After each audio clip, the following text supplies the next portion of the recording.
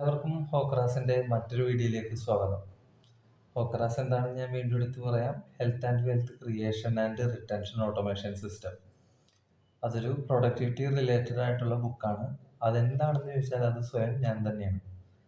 കാരണം എങ്ങനെ health create ചെയ്യാം, അതേപോലെ തന്നെ ഹെൽത്ത് ക്രിയേറ്റ് ചെയ്യാമെന്ന് ഉദ്ദേശിച്ച ആരോഗ്യകരമായ രീതിയിലും മാനസികപരമായിട്ടുള്ള രീതിയിൽ നമ്മൾ ചെയ്യുന്ന എക്സസൈസ്, ഫുഡ്, ഡയറ്റ് കാര്യങ്ങളൊക്കെ ഉൾപ്പെടുത്തുക. രണ്ടാമത്തത് വെൽത്ത് ക്രിയേറ്റ് ചെയ്യണമെന്നുണ്ടെങ്കിൽ ഞാൻ ചെയ്യുന്നത് ഇൻഷുറൻസ് ഏജൻ്റാണ്. അതേപോലെ തന്നെ മാർക്കറ്റിംഗ് ഫീൽഡാണ് ഞാൻ തിരഞ്ഞെടുത്തേക്കുന്നത്. അത് പിന്നെ അത് കൂടാതെ യൂട്യൂബ് സെലക്ട് ചെയ്തിട്ടുണ്ട് പാസീവ് ഇൻകത്തിന് വേണ്ടിയിട്ട്.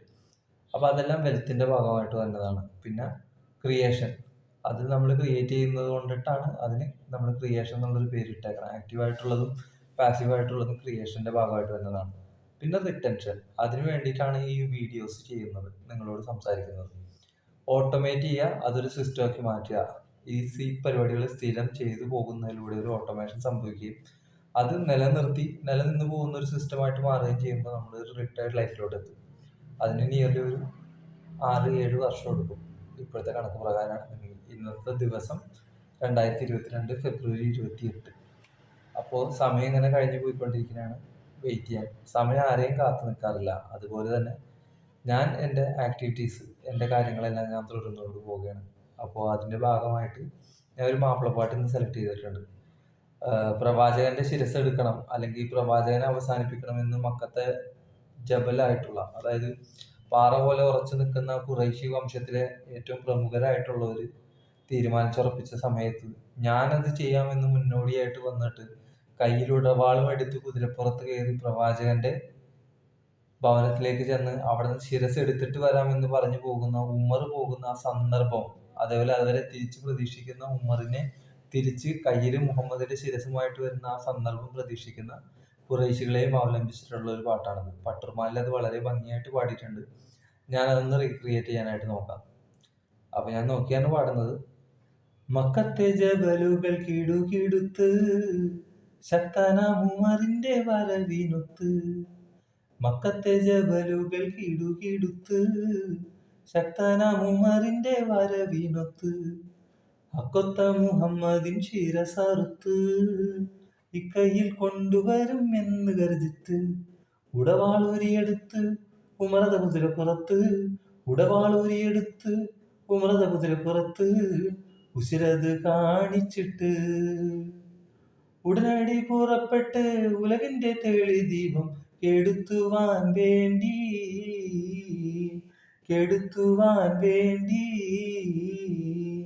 അബൂജഹൽ തുടങ്ങിയ കൊലകൊമ്പരടങ്ങിയ കുഫറുകൾ വമ്പു പറഞ്ഞു.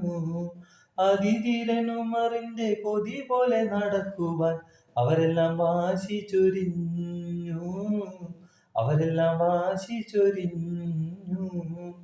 മുന്തി മുഹമ്മദിനെ വാദിച്ചിടാനായിട്ട് മുന്നേറ്റത്താലെ ഉമർ പുറപ്പെട്ടു